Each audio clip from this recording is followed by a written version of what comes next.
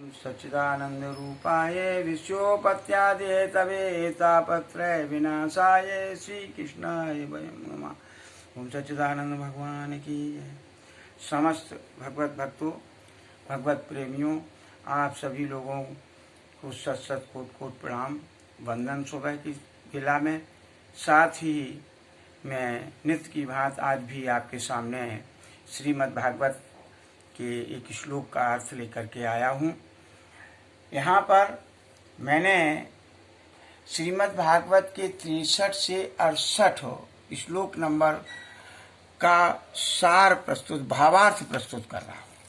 ये आपके सामने भक्ति और नारद का संवाद चल रहा था। उसी समय नारद से भक्ति ने ये प्रश्न किया कि अपवित्र पापी जिसके आने कलयुग, जिसके आने से सब वस्तुओं का सार चला गया है, ऐसे कलयुग को राजन परीक्षित ने क्यों स्थापित किया, क्यों छोड़ा?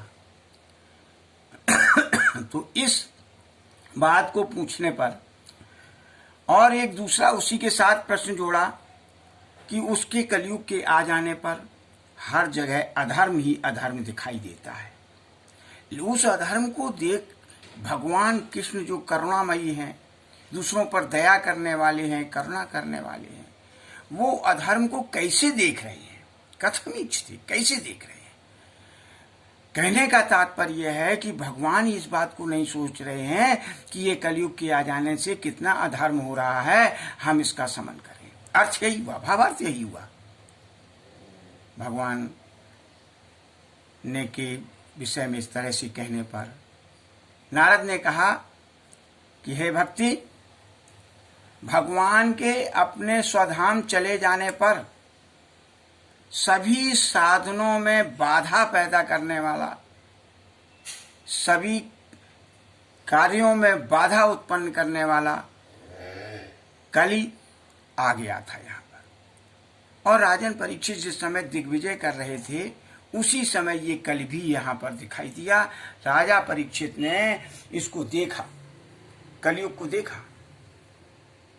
तो दिग्विजय के समय थे, तो उनके दिमाग में आया कि इस पर भी हमें कुछ उपाय करना चाहिए, इस पर भी हमें विजय प्राप्त करना चाहिए। लेकिन उसी समय वो जो है शरणागत होकर के, त्राई माम शरणागत होकर के जो है राजन के सामने आ गया। और शरणागत को जेहि तजहि हेते अनहेते अनुमान, ते नर पावर पाप में ते नहीं बिलो कतिहान। कहने का तात्पर्य जब शरण में आ गया तो राजन परीक्षित ने कहा कि शरणागत को नहीं तजना चाहिए, ऐसा कहा गया है। तो उन्होंने कहा क्या किया जाए? तो उन्होंने कहा कि हाँ, इस कलयुग में सब अवगुण भरे हुए हैं, ये अधर्म यहाँ पृथ्वी पर फैलाएगा, ये निश्चयत्मक है। लेकिन इसका एक बहुत बड़ा गुण है कि उस गुण के कारण लोग सरलतम तरीके से, अच्छे तरीके से, कम मेहनत में भगवत प्राप्ति कर लेंगे। तो इसको क्यों न छोड़ दिया जाए? जन के सुख के लिए, मनुष्यों के सुख के लिए, इस सुख के लिए कि भगवत प्राप्ति सुख के लिए, अन्य नहीं। क्योंकि ये खुद अपना दुष्प्रभाव अधर्म फैलाएगा, दुष्टता आएगी। इसमें क्या होगा? हमने कल भी बताया था कि सज्जन लोग जो है गिलानी होगी, कष्ट होगा, वो दुखी रहेंगे, और दुष्ट लोग सुख में रहेंगे। तो ऐसे को, लेकिन एक सबसे कारण वह है कि जो मनुष्य का लक्ष्य होना चाहिए भगवत प्राप्ति, वो सरलतम तरीके से मिल जाएगी। इस तरह उन्होंने सोचा। क्या सोचा? आइए धीरे से देखें। यत् फलम नास्ति तपसः न योगेन समाधिना, तत्फलम लभते सम्यक् कलहु केशव कीर्तनात्।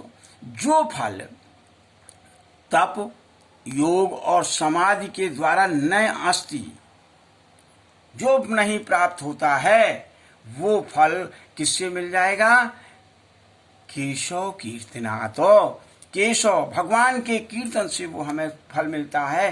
सज्जनों, ये बात, ये कलयुग का सद्गुण है, अच्छा गुण है। यह बस इतने ही विचार किया राजन परीक्षित ने। राजन परीक्षित ने ये विचार करके इसे छोड़ा है कि ये सबसे बड़ा गुण इनके पास है एकमात्र, लेकिन सबसे बड़ा गुण है। उससे क्या होगा? मनुष्यों को कम मेहनत में भगवान का भजन करने पर मात्र ही तप और योग जो अधिक परिश्रम लेते हैं उनसे कम परिश्रम में जो है भगवत प्राप्त हो जाएगी। जो भगवान का, जो मनुष्यों का लक्ष्य है भगवत प्राप्ति, ब्रह्म परमात्मा की प्राप्ति, वो केवल हरि के भजन से ही प्राप्त हो जाएगी। और भजन तो साधारणतया हो सकता है, भजन में तन्मयता भी अच्छी शीघ्रता से आ जाती है। तन्मय होकर के कीर्तन करने से भगवत प्राप्ति हो जाएगी, क्योंकि गीता में कहा अनन्याश्चिन्तयन् तो माम। तो कहने का मतलब जो तन्मय होकर के भगवान के कीर्तन करेगा उसे भगवत प्राप्ति अवश्य प्राप्त होगी।